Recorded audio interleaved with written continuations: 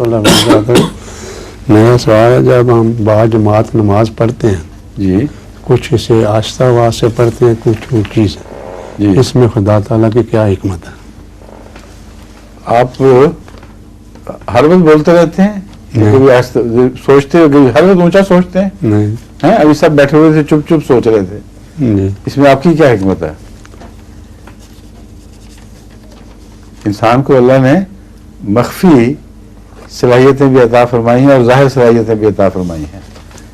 کبھی انسان اپنی ذات میں مگن رہنا چاہتا ہے اور سوچتا پھر بھی ہے مگر اندر اندر، جی کبھی اظہار کا جذبہ اس میں اٹھتا ہے، وہ بانگ دوہل بات کرتا ہے۔ جی تو انسانی فطرت کے مطابق دین ہے، اس لیے فطرت کے سب تقاضے پورے کیے گئے ہیں اس میں،